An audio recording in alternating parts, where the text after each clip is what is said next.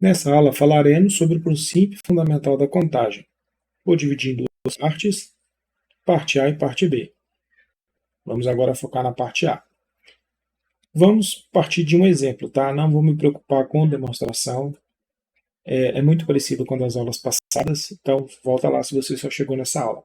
Então vamos imaginar o seguinte, tá? Eu tenho aqui três conjuntos, o conjunto A, o conjunto B e o conjunto C. O conjunto A, ele vai ter uma quantidade de elementos, por exemplo, uma quantidade m de elementos. O meu conjunto B vai ter uma quantidade n de elementos. E o meu conjunto C vai ter uma quantidade p de elementos. Quando eu quiser saber quantas combinações, nesse caso são ternos ordenados, né, do tipo A, B e C. Quando eu quiser organizar dessa forma aqui, eu pegar um certo elemento de A, um certo elemento de B e um certo elemento de C, como que isso vai me servir? Quando eu quiser saber quantas são as possibilidades, eu vou simplesmente multiplicar o número de elementos de A pelo número de elementos de B pelo número de elementos de C. Isso vai me dar o total de possibilidades. Simples assim. Vamos fazer um exemplo bem tranquilo. Vamos imaginar o seguinte, que nós temos três moedas. Então, nós temos uma moeda, duas moedas, três moedas. Essa moeda, ela pode sair cara ou coroa. Vamos chamar a cara de K e a coroa de C. Essa moeda aqui também, vamos imaginar que essa moeda é de 5 centavos, essa é uma moeda de 10 centavos, essa é a moeda de 25 centavos. A moeda de 10 centavos também tem dois lados, cara ou coroa. E a moeda de 25 centavos também tem dois lados, cara ou coroa. Agora eu quero saber o seguinte: quais são as sequências possíveis de cara ou coroa que eu vou obter se eu jogar a moeda de 5, em seguida a moeda de 10 e em seguida a moeda de 25? Olha só, vimos aqui que é só multiplicar a quantidade de possibilidades. Quantas possibilidades que eu tenho para a moeda de 5? Duas possibilidades, é cara ou coroa. Quantas possibilidades eu tenho para a moeda de 10? Duas possibilidades, cara ou coroa. Quantas possibilidades que eu tenho para a moeda de 25? Duas possibilidades, cara ou coroa. Então eu vou multiplicar 2 vezes 2 vezes 2. Isso quer dizer que eu posso formar 8 sequências possíveis de caras e coroas jogando essas três moedas. Serviria também se eu jogasse a mesma moeda 3 vezes, tudo bem? Como aqui eu dei exemplo de conjuntos diferentes, eu coloquei moedas diferentes. E aqui perceba que eu não disse que M tem que ser diferente de N ou diferente de P. M pode muito bem ser igual a N ou igual a P. Ora, e como é que eu vou saber que isso realmente vai dar certo? Tá, vamos imaginar o seguinte. A gente vai jogar a primeira moeda. E essa moeda vai dar coroa. Primeira moeda, moeda de 5 centavos. Aqui vamos ter a segunda moeda, moeda de 10. E aqui a terceira moeda, moeda de 25 centavos. Deixa eu fazer esse K mais embaixo. Tá, a primeira moeda eu joguei e deu cara.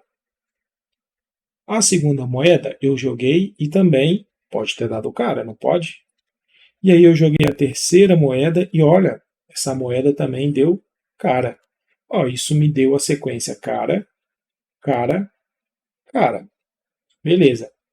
Mas quando eu joguei a primeira moeda, ela pode ter saído cara, a segunda ter saído cara e a terceira pode ter saído coroa.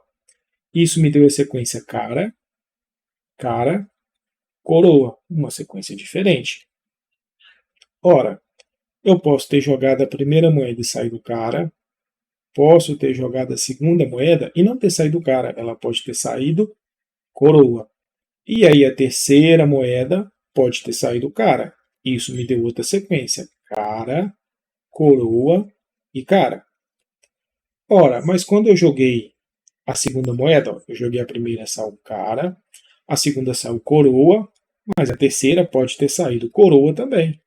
Ó, isso me deu outra sequência. Cara, coroa, coroa.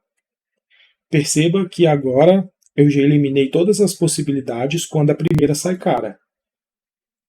A primeira saindo cara, eu tenho essas possibilidades. Pode ter saído cara, cara, cara, cara, cara, coroa, cara, coroa, cara, coroa, coroa. Não tem mais nenhuma chance de ser uma coisa diferente dessa quando eu tenho coroa na primeira.